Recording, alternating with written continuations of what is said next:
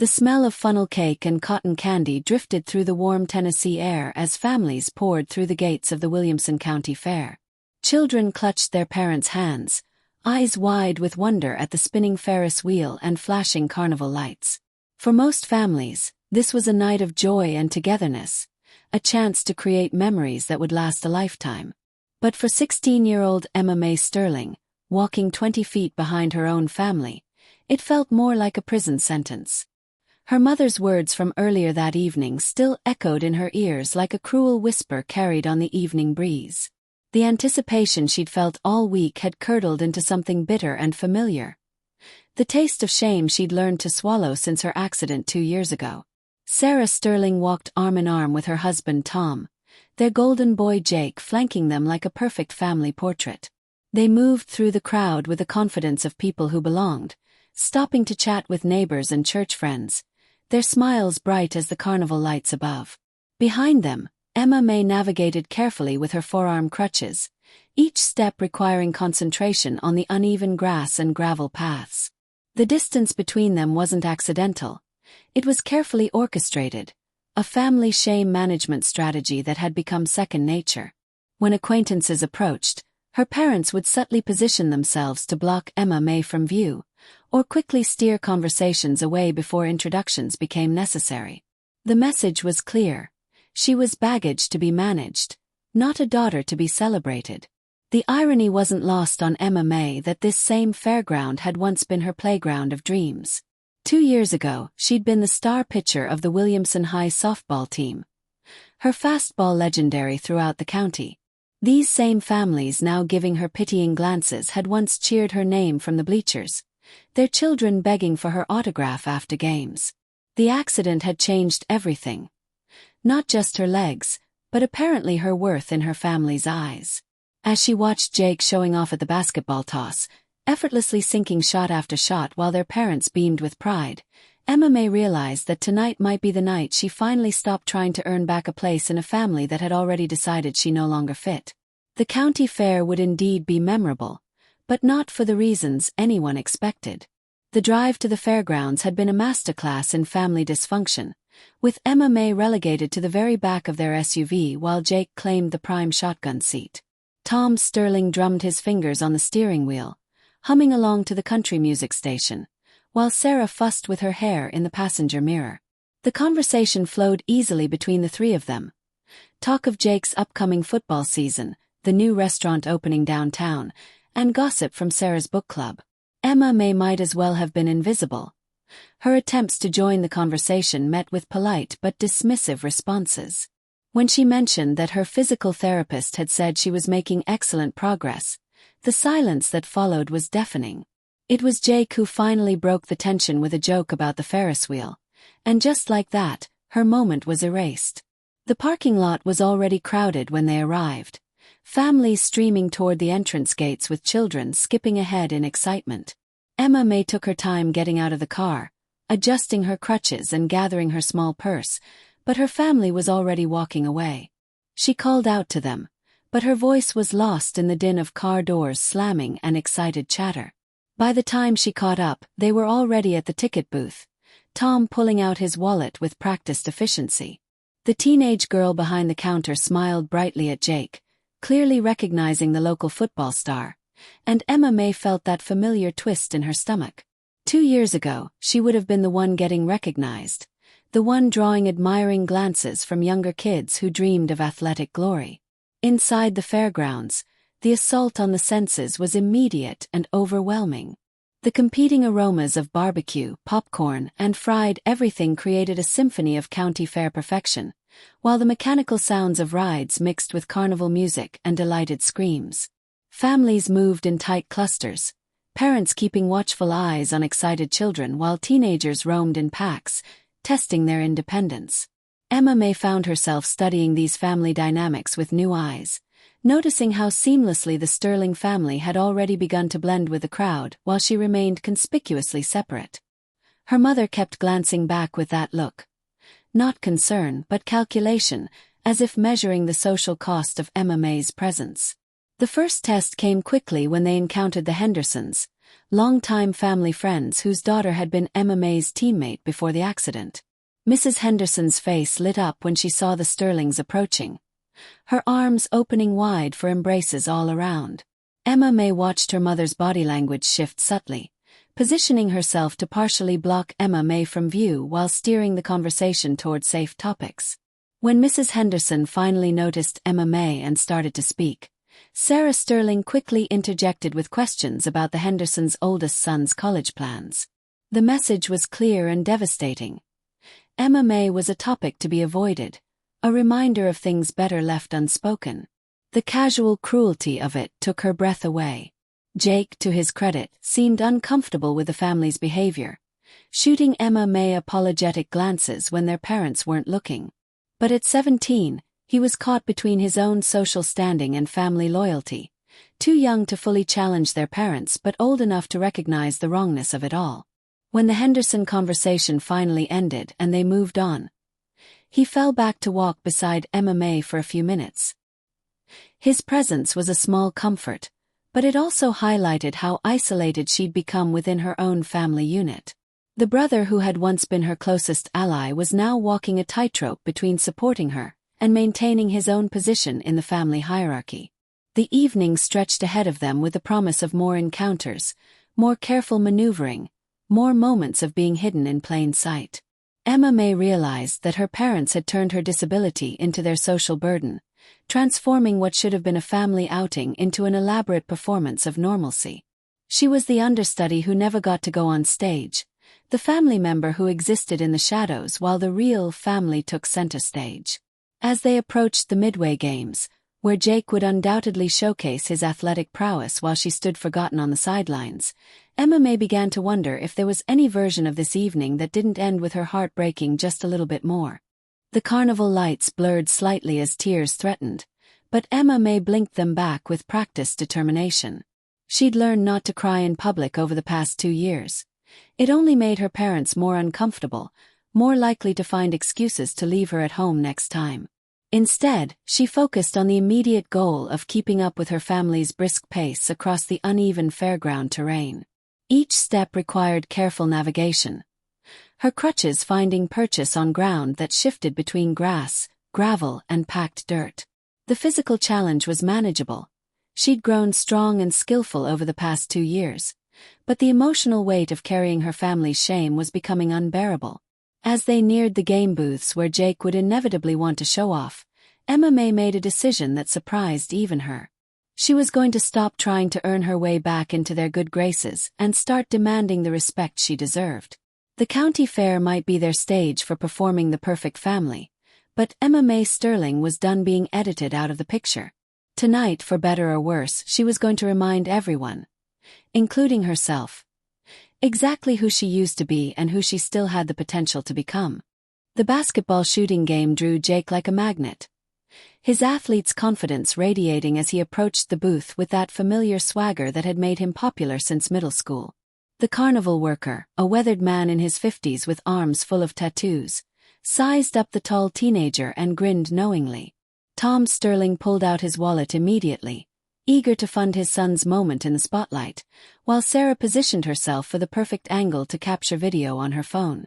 Emma May found herself pushed to the periphery once again, relegated to the role of silent observer in what should have been a family experience. The basketball hoop was regulation height, but the rim was slightly smaller than standard, a classic carnival trick that Jake, for all his high school glory, didn't seem to recognize. The first shot went up with perfect form, Jake's follow-through textbook perfect from years of coaching and practice. But the ball bounced hard off the back iron, the crowd noise momentarily dampening as Jake's confidence flickered. Emma May knew that rim immediately.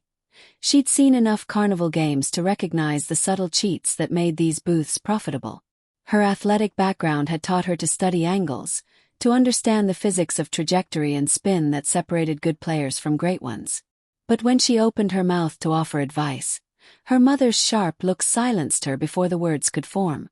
God forbid Emma May should remind everyone that she had once been the better athlete, that her knowledge might actually be valuable. Jake's second shot hit the front rim and bounced away, frustration creeping into his posture as a small crowd began to gather. High school teammates called out encouragement while their girlfriends giggled and took pictures, the social pressure mounting with each missed attempt. Tom Sterling's jaw tightened with each failure, his investment in his son's public success becoming more apparent by the minute. Emma May watched her father's face transform from proud supporter to anxious manager, recognizing the look that meant family reputation was on the line. The same look he'd worn at her bedside after the accident, when doctors explained that her softball career was over, and his dreams of college scholarships died with her shattered legs. The carnival worker leaned against his booth with practiced patience, having seen this scene play out countless times before. He knew exactly how many shots it would take before pride gave way to desperation, before the family money kept flowing in pursuit of a stuffed animal that probably cost $3 wholesale. Emma May found herself studying his face, recognizing a kindred spirit in someone who made his living by understanding human nature and exploiting its weaknesses. When their eyes met briefly, she saw something unexpected. Not pity, but a flash of recognition, as if he understood that she was seeing the game from his perspective rather than the marks he was playing. "The rim's tight, Jake," Emma May finally said, her voice cutting through the noise of the crowd and her mother's disapproving glare. "You need to put more arc on your shot. Let the ball drop in soft instead of trying to power it through." Her brother paused mid-dribble, looking back at her with surprise and something that might have been hope. Tom Sterling's face darkened at his daughter's interruption, but Jake was desperate enough to listen to advice from any source.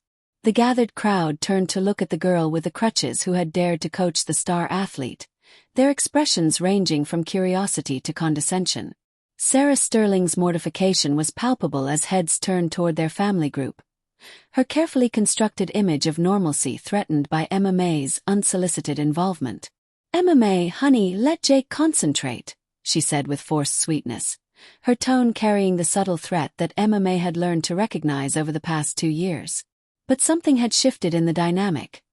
Jake was looking at his sister with genuine interest, remembering perhaps the countless hours she'd spent teaching him about sports before her accident. The crowd waited, sensing drama in the family tension, while the carnival worker watched with a detached interest of someone who understood that the real game being played had nothing to do with basketball. Jake took his stance again, this time incorporating Emma May's advice about the arc of his shot. The ball left his hands with a higher trajectory, the spin perfect as it sailed toward the modified rim. For a moment, the entire fairground seemed to hold its breath as the ball hung in the air, family dynamics and teenage pride balanced on its flight path. When it dropped cleanly through the net with a satisfying swish, the crowd erupted in cheers and Jake turned immediately toward Emma May with a grin that reminded her of their childhood. But the victory was short-lived. Tom Sterling was already moving to claim credit for his son's success, while Sarah began steering the conversation away from Emma May's contribution. The stuffed animal Jake won, a large teddy bear that he immediately handed to Emma May, became a symbol of something larger than carnival prizes. It represented acknowledgement, validation, and the possibility that her knowledge and experience still had value despite her changed circumstances. As they walked away from the basketball booth, Emma May clutched the bear tightly, feeling for the first time in 2 years that she had contributed something positive to her family's experience. But she also noticed how quickly her parents worked to redirect attention away from her role in Jake's success, already rewriting the narrative to minimize her importance in the moment that had just unfolded. The victory at the basketball booth had created an unexpected shift in the evening's dynamic, with Jake walking closer to Emma May and actually including her in conversation for the first time since they'd arrived. He asked about her physical therapy, about school, about things that their parents seemed determined to pretend didn't exist. Emma May found herself remembering what it felt like to be seen as a whole person rather than a problem to be managed, and the feeling was both wonderful and heartbreaking. She realized how starved she'd become for simple acknowledgement, how low her expectations had fallen for basic human dignity within her own family. The stuffed bear tucked under her arm felt like armor against the evening's earlier humiliations. Their parents, however, seemed determined to restore the previous order of things, with Tom making increasingly pointed comments about Jake's natural athletic ability and Sarah steering every conversation back to their son's football prospects. When they encountered another family from their church, the same pattern emerged. subtle positioning to minimize Emma May's visibility, quick topic changes when attention threatened to drift her way, and the practiced smile that said, "Please don't ask about our daughter." Emma May had become expert at reading these social cues, at understanding her role as the family's embarrassing secret that everyone was too polite to mention directly. The cruelty was in its subtlety, its plausible deniability that allowed her parents to maintain their self-image while systematically erasing her from their public narrative. The smell of barbecue drew them toward the food vendors, where picnic tables were arranged under strings of lights that created an almost magical atmosphere. Families clustered around the tables, sharing meals and laughter while children ran between the tables in sugar-fueled excitement. Emma May's stomach growled, reminding her that she'd been too nervous to eat much dinner, but when she suggested they get food, her mother immediately began calculating the logistics. Where would Emma May sit? How would she manage her crutches and a plate? Would her presence at a table draw unwanted attention or pity from other families? The simple act of eating became another problem to be solved, another way that Emma May's existence complicated their evening. They finally settled at a table slightly separated from the main cluster, Tom muttering about wanting a quieter spot while Sarah arranged their seating to minimize Emma May's visibility to passing families. Jake seemed increasingly uncomfortable with his parents' behavior, shooting apologetic glances at his sister while engaging her in conversation about school friends and teachers. Emma May appreciated his efforts, but she could also see the toll it was taking on him. The constant navigation between family loyalty and basic decency was exhausting for a 17-year-old. She found herself wanting to tell him it was okay, that he didn't need to choose sides, but the words wouldn't come because the truth was that she desperately needed someone in her corner. The barbecue was excellent. Tender pulled pork with tangy sauce that represented everything good about county fair food. But Emma May found it hard to enjoy with the weight of her family's shame pressing down on her. She watched other families at nearby tables, noting how naturally they included all their members in conversations, how children with various challenges were embraced rather than hidden. There was a family 2 tables over with a boy who appeared to have Down syndrome, and his parents were taking pictures with him in front of the carnival lights, their love and pride evident in every interaction. The contrast was devastating, highlighting not just what Emma May was missing, but what kind of people her parents had revealed themselves to be. When Sarah suggested they skip dessert and head to the rides, Emma May realized it was another strategic move to avoid prolonged public exposure. The rides would scatter them, create natural separation, and limit opportunities for awkward encounters with people who might remember Emma May from her athletic glory days. Tom was already standing, eager to move along before anyone else from their social circle spotted them at the food tables. Jake hesitated, clearly wanting to suggest they get funnel cake or cotton candy, but one look at their father's face told him the decision had been made. Emma May stood as well, gathering her crutches and the stuffed bear, feeling like she was being herded rather than included in a family outing. As they walked away from the food area, Emma May caught sight of her reflection in the window of a game booth. A 16-year-old girl with crutches, clutching a teddy bear, trailing behind a family that seemed to wish she would disappear. The image was so pathetic that she almost laughed at the absurdity of it all. Here she was, trying so hard to earn her place in a family that had already decided she didn't belong, accepting crumbs of acknowledgement as if they were precious gifts. The realization hit her like a physical blow. She had become complicit in her own diminishment, so grateful for basic human recognition that she'd forgotten she deserved so much more. The rides section of the fair stretched out before them, a wonderland of spinning lights and mechanical thrills that had once filled Emma May with excitement. Now, looking at the rides she couldn't enjoy and the families she couldn't truly join, she felt something shift inside her chest. The stuffed bear Jake had won for her suddenly felt less like a trophy and more like a consolation prize, a symbol of her reduced expectations and her family's casual cruelty.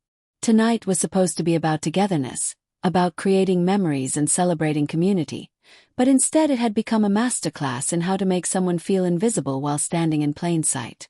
The ride area presented new challenges and fresh humiliations as Tom Sterling surveyed the options with the calculating eye of a parent trying to minimize complications.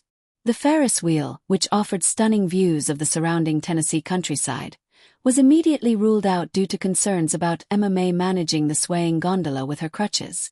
The spinning teacups were dismissed with a dismissive wave, as if Emma May's balance issues were contagious embarrassment that might affect the whole family. Jake looked longingly at the more thrilling rides. The tilt-a-whirl, the zipper, the scrambler. But Tom's expression made it clear that they needed to find something suitable for their situation. The word hung unspoken but understood, another euphemism for Emma May's existence that avoided direct acknowledgement of her disability. Sarah Sterling brightened considerably when she spotted the carousel, its painted horses rising and falling to cheerful organ music that transported riders back to simpler times. "Oh, that would be perfect!" she exclaimed with the forced enthusiasm she'd mastered for navigating Emma May's limitations. "So nostalgic and peaceful. And there are benches for people who prefer not to ride the horses." The suggestion that Emma May would naturally choose a stationary bench, rather than one of the beautiful carved horses, was delivered with such casual cruelty that even Jake winced. Emma May felt the familiar burn of shame mixed with anger, recognizing another moment where her family's low expectations were presented as thoughtful accommodation. The carousel operator was an elderly man who'd probably been working county fairs for decades, his weathered hands gentle as he helped a small child onto a painted pony. When the Sterling family approached, his eyes took in Emma May's crutches with a practiced assessment of someone who'd seen all kinds of people seek joy in simple pleasures. Tom Sterling immediately began explaining the situation, his voice taking on that apologetic tone he used when Emma May's presence required special consideration. But the operator cut him off with a smile, addressing Emma May directly. "Miss, have you ridden many carousels?" His question was simple but revolutionary. He was talking to her, not about her, treating her as the primary decision-maker in her own experience. Emma May's throat tightened with unexpected emotion at being addressed as a full person rather than a problem to be managed. "Not since I was little," she managed, her voice stronger than she'd expected. The operator nodded thoughtfully, studying the carousel horses with professional expertise. "Well, I've got a beautiful white mare over there that's perfect for riders who need a little extra stability. She's got a special saddle that'll keep you secure, and I can help you up and down. Been doing this for 40 years. Never lost a rider yet." His matter-of-fact confidence was like cool water on the burn of her family's doubt, treating her capabilities as a given rather than a question mark. Sarah Sterling's face pinched with concern that had nothing to do with Emma May's safety and everything to do with public perception. "Oh, we wouldn't want to cause any trouble," she began, but Emma May surprised everyone by interrupting. "I'd like to try," she said, her voice carrying more authority than she'd felt in months. Jake grinned and immediately chimed in with enthusiasm about riding the carousel together, while Tom's expression shifted through several emotions before settling on resigned acceptance. The carousel operator was already moving toward the white mare, his confidence infectious as he explained how they'd make it work. The process of getting Emma May onto the carousel horse was more graceful than anyone had expected, the operator's expertise evident in every movement as he provided just enough support without making her feel helpless. Her crutches were secured safely to the side while she settled into the specially designed saddle, her hands finding the brass pole with muscle memory from childhood rides. Jake chose the black stallion beside her, his presence both protective and inclusive as the carousel began its gentle revolution. For the first time all evening, Emma May felt like she was participating rather than being accommodated, experiencing joy rather than managing limitations. As the carousel spun and the organ music played, Emma May caught glimpses of her parents standing at the fence, their expressions unreadable in the flashing lights. Other families waved at their children, took pictures, called out encouragement, but Tom and Sarah Sterling stood with the stiff posture of people enduring rather than enjoying the moment. The contrast with Jake, who was laughing and calling out to her as their horses rose and fell in synchronized motion, was stark and painful. Emma May realized that her brother was capable of seeing her as she truly was. Not a burden or an embarrassment, but his sister who deserved joy and inclusion and the simple pleasure of riding a carousel at the county fair. When the ride ended and the operator helped her down with the same respectful efficiency he'd shown helping her up, Emma May felt something she hadn't experienced in 2 years.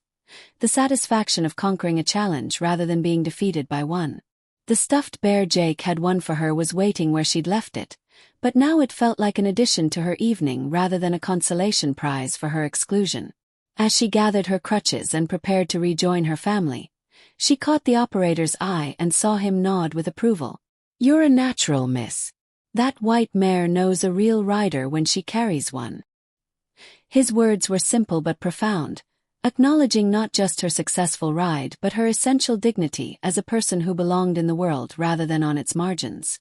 The success of the carousel ride seemed to create a ripple effect in the evening's dynamic, with Jake becoming increasingly vocal about including MMA in their plans and other fairgoers beginning to notice and interact with her directly. A group of younger girls from their church approached as they walked away from the carousel, their excitement genuine as they complimented MMA on how graceful she'd looked on the painted horse. Their enthusiasm was infectious, creating the kind of positive social interaction that MMA had been starved for, but she could see her parents' discomfort growing with each friendly encounter. Sarah Sterling's smile became more strained as the attention on MMA increased, her careful management of the family's public image being disrupted by her daughter's unexpected visibility. The cotton candy vendor became the next unexpected battleground when Jake suggested they all get the fair's famous pink spun sugar. Tom Sterling's immediate concern was practical. How would MMA manage cotton candy while using her crutches? But before he could voice his objections, the vendor, a cheerful woman in her 60s, solved the problem by offering to put MMA's portion in a bag rather than on a stick. It was such a simple accommodation, delivered with such natural kindness, that it highlighted how unnecessarily complicated her family made every situation. Jake high-fived MMA when she successfully navigated eating the sugary treat, his pride in her small victories both touching and revealing of how low the bar had been set for her achievements. The evening's temperature had begun to drop, typical for Tennessee nights even in summer, and families were pulling on light jackets and gathering closer together for warmth. Emma May had brought a cardigan but was having difficulty putting it on while managing her crutches, a moment of vulnerability that she'd learned to navigate independently at home but felt exposed performing in public. Jake immediately stepped in to help, holding her crutches while she slipped into the sweater, but their parents' reaction was swift and embarrassing. Sarah Sterling immediately began fussing about whether Emma May was warm enough, whether they should leave early, whether this whole outing had been too ambitious for someone in her condition. The cascade of worried questions wasn't about Emma May's comfort. It was about creating an excuse to escape before their daughter's limitations became more visible to their social circle. Tom Sterling began checking his watch with increasing frequency, muttering about getting home before it got too late, as if Emma May turned into a pumpkin after a certain hour. The hypocrisy was grating because Jake regularly stayed out much later at various social events. His independence celebrated while Emma May's was treated as a liability. She found herself wondering when her disability had become less about her physical limitations and more about her family's emotional ones, less about what she couldn't do and more about what they couldn't handle. A group of Jake's football teammates spotted them near the game booths, their boisterous energy typical of teenage boys hyped up on fair food and social freedom. They surrounded Jake with easy camaraderie, recounting plays from the previous season and speculating about their chances in the upcoming championships. Emma May remembered when similar groups of athletes had sought her out, when her opinion on strategy and technique had been valued, when she'd been part of the inner circle rather than standing awkwardly on its periphery. One of the boys, Danny Morrison, had been her lab partner in chemistry before the accident, and his stilted greeting revealed how thoroughly her social exile had been accepted by their peer group. The interaction became increasingly uncomfortable as Jake's friends pointedly avoided acknowledging Emma May's presence, their discomfort with her crutches and changed status palpable in the awkward pauses and averted eyes. Tom and Sarah Sterling visibly relaxed as attention shifted away from their daughter and back to their son, their relief at returning to familiar social territory evident in their improved posture and renewed enthusiasm. Emma May felt herself becoming invisible again, not through deliberate cruelty but through the casual indifference that had become her new normal. She was present but not included, acknowledged but not engaged, part of the group only in the most technical sense. When one of Jake's friends suggested they all go check out the haunted house attraction, the family's response was immediate and telling. Sarah Sterling quickly interjected that they were probably getting ready to head home soon, while Tom began calculating the logistics of navigating a dark, crowded attraction with Emma May's mobility needs. Jake looked torn between his desire to hang out with his friends and his growing awareness of how his family was treating his sister. The moment stretched uncomfortably as everyone waited for a decision, the unspoken understanding being that Emma May's limitations would determine the group's activities. She could see the calculation in her parents' eyes. Was it easier to leave now or find another way to marginalize her participation? Emma May realized she was holding her breath, waiting to see if her family would choose her inclusion or their comfort, knowing from 2 years of experience which way the decision usually went. The stuffed bear under her arm felt heavier somehow, a reminder of the small victories that had to substitute for full acceptance. As Jake's friends shifted impatiently and her parents exchanged meaningful glances, Emma May understood that this moment would define not just the rest of their evening, but the terms of her place in the family going forward. The county fair, which had started as a celebration of community and togetherness, was becoming a referendum on whether she belonged anywhere at all. The haunted house decision hung in the air like smoke from the nearby barbecue pit, everyone waiting for someone else to make the choice that would either include or exclude Emma May from the next phase of their evening. Jake's friends shuffled their feet, their teenage energy barely contained as they waited for the Sterling family to decide whether they were staying or going. Emma May felt the familiar weight of being the complication in everyone else's plans, the factor that turned simple decisions into elaborate negotiations. But something had shifted in her during the carousel ride, a small flame of defiance that refused to be extinguished by her family's casual cruelty. When Tom Sterling opened his mouth to make excuses about getting home, Emma May surprised everyone by speaking first. "I'd like to try the haunted house," she said, her voice carrying more confidence than she felt but enough determination to cut through the awkward silence. Jake's face lit up with genuine surprise and pleasure, while his friends looked uncertain about how to respond to this unexpected development. Sarah Sterling's expression cycled rapidly through shock, concern, and calculation as she tried to process this deviation from their carefully managed script. Tom's jaw tightened with a look Emma May had learned to recognize as his "we'll discuss this at home" expression, but they were too public for him to override her directly without appearing unreasonable to Jake's friends. The haunted house loomed before them like a gothic mansion transplanted from a horror movie, complete with artificial fog machines and speakers broadcasting screams and ghostly moans. The teenage attendant at the entrance looked bored in the way that only summer fair workers could manage, his vampire costume slightly wilted from the evening's heat and humidity. When he saw Emma May approaching with her crutches, his expression shifted to uncertainty, clearly unsure about the liability issues of sending someone with mobility challenges through a dark maze designed to startle and disorient visitors. Tom Sterling seized on this hesitation immediately, beginning to explain why this might not be the best choice for their situation.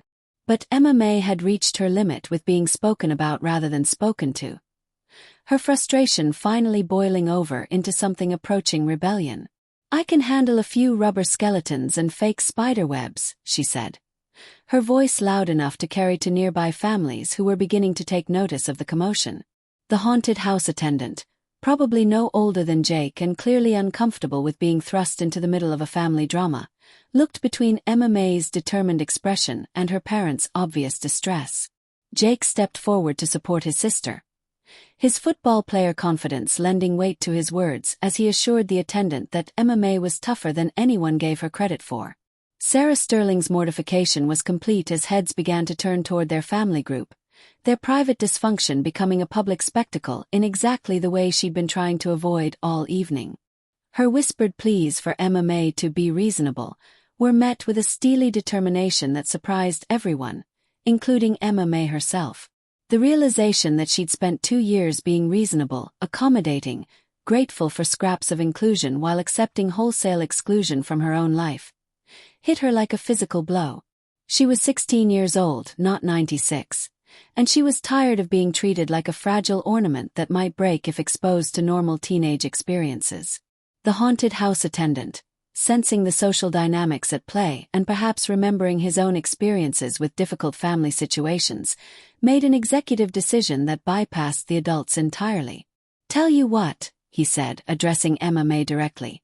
"I'll walk through with your group to make sure you don't trip over any of the props in the dark sections. We do it sometimes for younger kids who get scared, so it's no big deal." His solution was elegant and practical, treating Emma May's needs as reasonable accommodations rather than insurmountable obstacles. Jake immediately jumped on the suggestion with enthusiasm, while his friends began to show genuine interest in including Emma May rather than simply tolerating her presence. Tom Sterling found himself outmaneuvered by a teenage vampire in polyester fangs. His authority undermined by simple human decency and problem-solving creativity. Sarah's face had gone pale with the realization that they were committed to this course of action, that backing down now would require explicitly stating that they didn't want their daughter to participate in normal activities. The social cost of that honesty was too high, even for parents who'd spent 2 years systematically diminishing their daughter's place in their lives. Emma May saw the moment of their capitulation and felt a surge of something she'd almost forgotten. The thrill of winning, of overcoming obstacles through determination and strategy rather than accepting defeat as inevitable. As they approached the entrance to the haunted house, Emma May realized that this was about more than a carnival attraction. It was about reclaiming her right to exist fully in the world, to take reasonable risks and seek normal pleasures despite her changed circumstances. The attendant's casual accommodation had shown her family and Jake's friends that her inclusion was possible with minimal effort, that their elaborate strategies for avoiding her participation had been unnecessary from the beginning. Jake squeezed her shoulder with genuine pride as they prepared to enter the darkened maze, and for the first time in 2 years, Emma May felt like she was about to have an adventure rather than endure another exercise in family management. The fog machines hissed and the speakers wailed as they stepped into the artificial darkness, but Emma May's heart was pounding with excitement rather than fear. She was about to discover that sometimes the scariest monsters were the ones that lived in your own house, and that conquering your fears could be as simple as refusing to let other people's limitations become your own. The haunted house exceeded Emma May's expectations in the best possible way, its campy horror providing exactly the kind of normal teenage experience she'd been denied for too long. The attendant, who introduced himself as Marcus, proved to be an excellent guide. His knowledge of every jump scare and hidden prop allowing him to warn Emma May about uneven flooring while maintaining the atmosphere for the rest of the group.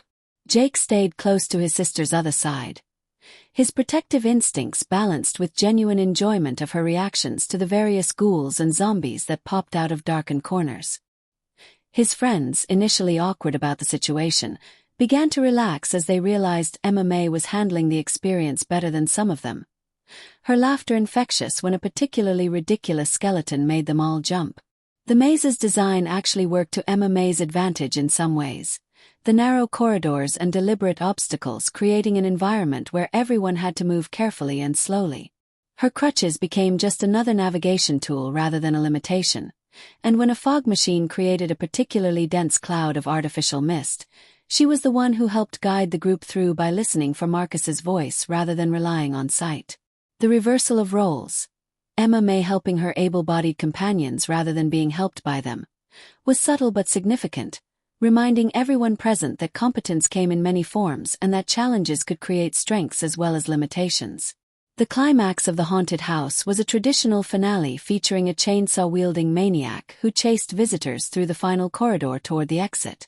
Emma May's initial concern about navigating the rushed finale proved unfounded when Marcus positioned himself perfectly to ensure her safe passage while maintaining the theatrical chaos for everyone else. Jake's friends were genuinely impressed by how well she'd handled the entire experience, their earlier discomfort replaced by a respect that felt earned rather than obligatory. When they emerged into the bright carnival lights, everyone was laughing and recounting their favorite scares, Emma May's voice contributing equally to the animated conversation that followed. Tom and Sarah Sterling had waited outside the haunted house with the rigid posture of parents enduring a situation beyond their control, their relief at Emma May's safe emergence mixed with visible surprise at the group's enthusiastic energy.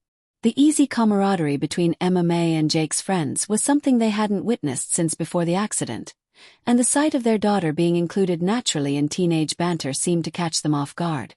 Sarah's attempts to redirect the conversation toward going home were met with Jake's increasingly confident resistance. His growing awareness of his parents' behavior making him more willing to advocate for his sister's continued participation in the evening's activities. Marcus, the haunted house attendant, had lingered near the exit to ensure Emma May had navigated the experience successfully. His genuine concern for her welfare, a stark contrast to her parents' anxiety about social perception. When she thanked him for his help, he shrugged with the casual confidence of someone who saw accommodation as basic human decency rather than extraordinary effort. "You did great in there," he said, his praise simple but meaningful. "Most people don't handle the fog section as well as you did. You've got good instincts." His words were overheard by Jake's friends, adding another layer of validation to Emma May's growing sense that she was capable of more than her family believed. The group's energy was infectious as they debated their next destination, with suggestions ranging from the Ferris wheel to the demolition derby that was scheduled to start in 20 minutes. Emma May found herself actively participating in the decision-making process, her opinions sought and valued by Jake's friends who seemed to have forgotten their earlier awkwardness about her presence. The transformation was remarkable, from being the family's embarrassing burden to being a valued member of a teenage social group, all because one haunted house attendant had treated her inclusion as a solvable problem rather than an insurmountable obstacle. The contrast with her parents' approach was stark and increasingly difficult to ignore. Sarah Sterling's discomfort was reaching critical levels as she watched her daughter's social rehabilitation unfold in real time, the carefully constructed narrative of Emma May's limitations being challenged by evidence of her actual capabilities. When Jake's friend Danny Morrison, the same boy who'd been awkward earlier, asked Emma May about her opinion on the upcoming demolition derby, Sarah quickly interjected with concerns about the noise and crowds. But Emma May was no longer accepting her mother's protective restrictions without question. Her confidence bolstered by the evening's successes and the support of her newly respectful peer group. "I love demolition derbies," Emma May said, her voice carrying the authority of someone who'd found her footing again. "I used to help Dad work on cars before the accident. I know more about engines than most people realize." The reminder of her pre-accident knowledge and interests was like a spotlight illuminating everything her family had chosen to forget about her, all the ways they'd reduced her to her disability rather than seeing her as a complete person with unchanged intelligence and interests. Jake's friends immediately began peppering her with questions about cars and racing, their enthusiasm genuine as they discovered this unexpected expertise. Tom Sterling's face had gone through several emotional shifts as he watched his daughter reclaim aspects of her identity that he'd apparently written off as casualties of her accident. The mention of their shared mechanical interests, hours spent in the garage teaching her about engines and transmissions, seemed to trigger memories he'd buried along with his expectations for her future. For a moment, his expression softened with something that might have been pride or regret, but the vulnerability was quickly masked by his habitual concern about appearances and logistics. The demolition derby would mean crowds, noise, and extended public exposure with Emma May as an active participant rather than a managed liability. The decision point had arrived again, but this time the dynamics had shifted dramatically. Emma May was no longer the isolated family member seeking inclusion. She was part of a group that wanted her participation, her opinions valued and her presence desired. Jake's friends were looking to her for automotive expertise. Marcus, the haunted house attendant, had validated her competence, and even Jake seemed to be seeing his sister with new eyes. The choice was no longer between accommodation and exclusion, but between supporting Emma May's social reintegration or revealing the full extent of their family's dysfunction to an increasingly sympathetic audience. The demolition derby arena was a temporary structure erected in the fairground's largest open space, with bleacher seating arranged around a dirt oval where old cars would soon be crashing into each other with spectacular mechanical violence. The smell of motor oil and exhaust fumes filled the air, mixing with the ever-present carnival scents to create an atmosphere of controlled chaos that perfectly matched Emma May's emotional state. Jake's friends had claimed a section of bleachers with a perfect view of the action, their excitement infectious as they debated which cars looked most likely to survive the mechanized mayhem. Emma May found herself in the center of their group, her knowledge of automotive mechanics making her the unofficial expert on which vehicles had been modified for maximum destruction. Tom Sterling watched his daughter analyze the competing cars with the same intensity she'd once brought to studying opposing pitchers, her commentary drawing admiring nods from teenagers who'd previously written her off as Jake's damaged sister. The sight of Emma May explaining the strategic advantages of rear-wheel drive vehicles in demolition scenarios seemed to trigger something in Tom's memory. Flashes of the daughter who'd spent hours in his garage, the girl who'd understood carburetors and transmissions with intuitive ease. Sarah Sterling sat rigidly beside him, her discomfort with the noisy, crowded environment amplified by her daughter's increasing visibility as the group's automotive authority. The first heat of the demolition derby began with a thunderous roar of engines and the satisfying crunch of metal on metal, 8 cars circling each other like mechanical gladiators in a motorized coliseum. Emma May's predictions about which vehicles would dominate proved remarkably accurate, her analysis of weight distribution and engine placement demonstrating a technical knowledge that impressed even the adults sitting nearby. Jake beamed with pride as his friends repeatedly deferred to his sister's expertise, the role reversal from earlier in the evening now complete. She was no longer the accommodated participant but the sought-after expert, her disability irrelevant to her value in this particular social context. The crowd's energy was electric as cars collided with spectacular force, steam and smoke rising from disabled vehicles while the survivors regrouped for the next round of destruction. Emma May found herself caught up in the excitement, cheering with genuine enthusiasm for the first time in months, her voice joining the collective roar of approval when a particularly dramatic collision eliminated 2 cars simultaneously. The normality of the moment, being a teenager at a county fair surrounded by friends, enjoying a spectacle of controlled mayhem, was so powerful that it brought tears to her eyes. This was what she'd been missing, not just the activities but the sense of belonging that came with being valued for who she was rather than managed for what she couldn't do. Jake's friend Danny Morrison, emboldened by Emma May's automotive knowledge and the group's acceptance of her presence, began asking about her accident and recovery with a directness that only teenagers could manage. Instead of the usual uncomfortable deflection that her parents had taught her to employ, Emma May found herself answering honestly about the crash, her injuries, and her ongoing rehabilitation. The questions weren't motivated by pity or morbid curiosity but by genuine interest in understanding her experience, and her frank responses seemed to demystify her disability for the group. Jake listened with obvious emotion as his sister described challenges he'd never heard her discuss openly, his respect for her resilience growing with each honest answer. Sarah Sterling's distress was palpable as she watched her daughter's story unfold without the careful editing that had characterized family discussions of the accident for 2 years. The raw honesty of Emma May's account, the pain, the fear, the determination to rebuild her life, was powerful enough to silence the usual carnival noise in their small section of the bleachers. When Emma May described the moment she'd realized her softball career was over, her voice steady but her hands trembling slightly, even Tom Sterling seemed to be struggling with emotions he'd spent 2 years avoiding. The accident had been a family trauma, but they dealt with it by erasing rather than processing, by hiding rather than healing. The second heat of the demolition derby provided a welcome distraction from the emotional intensity of Emma May's story, but the dynamic had shifted permanently. Jake's friends were no longer seeing her as an obligation to be tolerated, but as a person with a compelling story of survival and adaptation. Their questions became more personal and respectful, their inclusion more natural and less self-conscious. Emma May realized that her parents' strategy of managing her public image had actually prevented people from understanding her real story, substituting pity and awkwardness for the respect and admiration that her actual journey deserved. When the final car limped across the finish line, trailing smoke and dragging its bumper, Emma May found herself surrounded by teenagers who were genuinely enjoying her company and seeking her opinions about everything from the derby results to their own automotive questions. The transformation from social pariah to valued group member had taken less than 2 hours, accomplished not through special accommodation but through the simple recognition of her unchanged intelligence and personality. Jake's arm around her shoulders felt protective without being patronizing, his pride in her genuine rather than obligatory.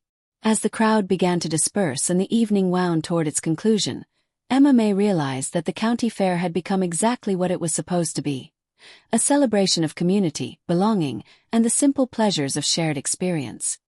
Her parents' attempts to manage her participation had been not just unnecessary but counterproductive, preventing the natural connections that formed when people were allowed to see her as she actually was rather than as they feared she might be. The stuffed bear Jake had won for her at the beginning of the evening now felt like a symbol of possibility rather than consolation, a reminder that victory could take many forms and that sometimes the best prizes were the ones you won for yourself. The evening's final act played out in the parking lot as families loaded tired children into cars and teenagers lingered to extend their social connections beyond the fairground's boundaries. Jake's friends had invited Emma May to join them at the local diner, a casual suggestion that would have been unthinkable at the beginning of the night but now felt natural after hours of genuine social interaction. The invitation represented everything Emma May had been missing.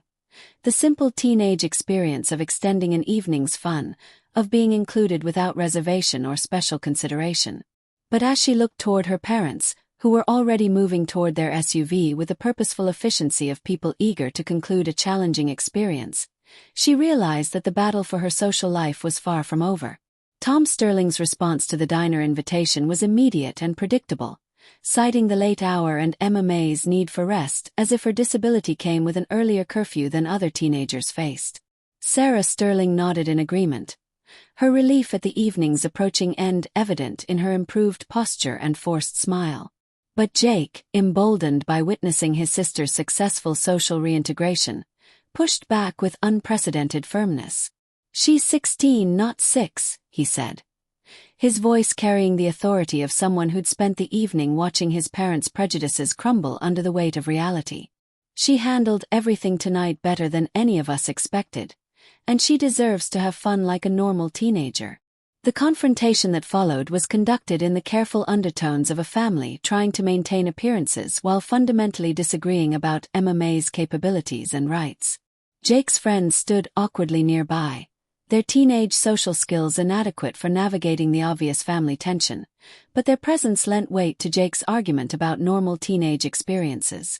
Emma May found herself at the center of a debate about her own life, her parents discussing her limitations and needs as if she weren't capable of speaking for herself. The pattern was so familiar that she almost accepted it automatically, but something about the evening's successes had fundamentally changed her willingness to be passive in decisions about her own existence. "I want to go," Emma May said, her voice cutting through her parents' debate with quiet authority. "I've proven tonight that I can handle myself in social situations, and I'm tired of being treated like I'm made of glass." Jake's right. "I'm 16, and I deserve to make some of my own decisions about how I spend my time." Her statement was met with a moment of stunned silence from her parents, who seemed genuinely shocked by her assertiveness. Jake's friends exchanged glances that mixed admiration with discomfort, clearly recognizing the significance of Emma May's stand against her parents' overprotection. Sarah Sterling's face cycled through several emotions before settling on the tight-lipped expression that Emma May had learned meant serious consequences would follow later.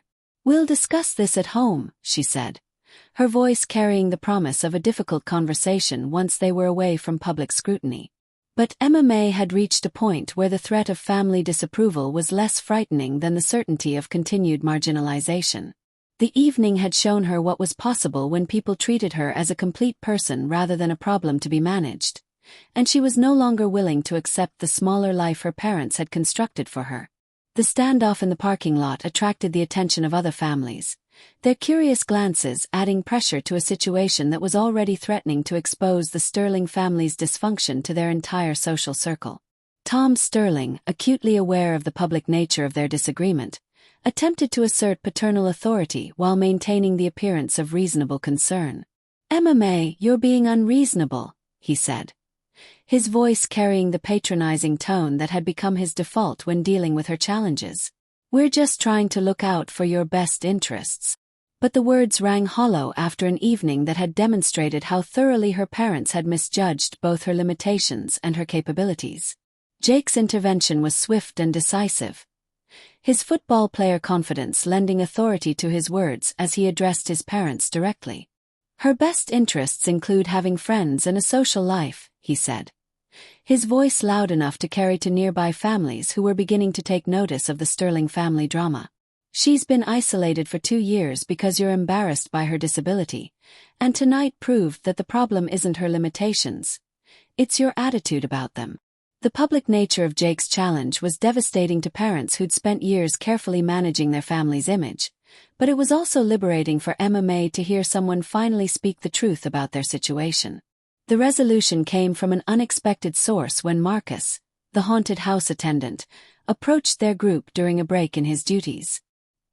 His presence reminded everyone of Emma May's successful navigation of the evening's challenges. His casual confidence in her abilities contrasting sharply with her parents' anxious micromanagement. "Hey, Emma May," he said, his greeting warm and natural. "I wanted to tell you again how well you did in the haunted house tonight. You've got real courage, and I hope you know that." His words were simple but powerful, offering validation from someone who'd witnessed her competence firsthand and had no stake in the family's internal politics. The impact of Marcus's unsolicited praise was immediate and transformative, providing independent confirmation of Emma May's capabilities from someone outside the family's emotional dynamics. Jake's friends nodded in agreement, their own observations of her evening's performance supporting Marcus's assessment. Tom and Sarah Sterling found themselves facing a consensus that contradicted their carefully constructed narrative of Emma May's limitations, their isolation in the parking lot debate becoming increasingly apparent.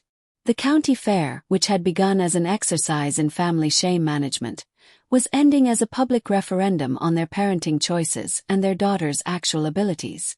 As car engines started around them and the fairground began to empty, Emma May realized that the evening had fundamentally changed not just her social prospects but her understanding of her own worth. The stuffed bear under her arm felt like a trophy now, a symbol of victory over limitations that had been imposed rather than inherent. Whether she went to the diner or went home, whether her parents accepted her growing independence or continued to resist it, she had proven to herself and others that she was capable of far more than anyone had believed. The county fair had given her back something she'd thought was lost forever. Not just her social connections, but her sense of herself as someone who belonged in the world exactly as she was.